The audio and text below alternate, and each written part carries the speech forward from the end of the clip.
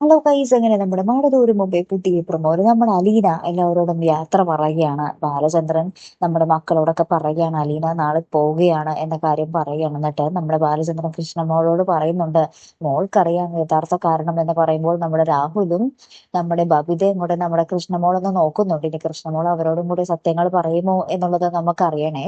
പിന്നീട് നമ്മുടെ അലീന എങ്ങോട്ടാ പോകുന്നത്? നമ്മുടെ വൈജയന്തിനെ കാണാൻ അങ്ങോട്ടേക്ക് മനുവിന്റെ വീട്ടിലേക്ക് പോവുകയാണ്. മനുവിനോടും യാത്ര പറയുന്നത്. അപ്പൊ മനു ഭയങ്കര സങ്കടത്തിലാണ്, നമുക്ക് പറയേണ്ട കാര്യമില്ലല്ലോ.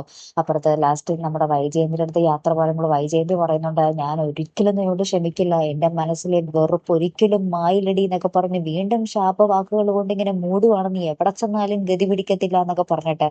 അപ്പൊ ഇതൊക്കെ കേൾക്കുമ്പോൾ നമ്മുടെ അലീനയുടെ നെഞ്ചുരുകിയിട്ട് അലീന ആ സത്യങ്ങൾ വിളിച്ച് പറയുന്ന നിമിഷങ്ങളാണ് കൂട്ടുകാരെ നമുക്ക് കാണുവാൻ സാധിക്കുന്നത്. അതായത് കുറച്ചു നാൾ മുൻപ് മാഡത്തിന്റെ ആഗ്രയിലെ ജീവിതം എങ്ങനെയായിരുന്നു, അവിടെ വെച്ചുണ്ടായതാണ് ഞാൻ എന്ന് നമ്മുടെ അലീന പറയുകയാണ്. അപ്പൊ ഇത് കേട്ടപാടെ നമ്മുടെ വൈജയന്തി ഒന്ന് ഞെട്ടി തകർന്നു നിൽക്കുന്ന ഒരു നിമിഷമാണ് നമുക്ക് കാണുവാൻ സാധിക്കുന്നത്.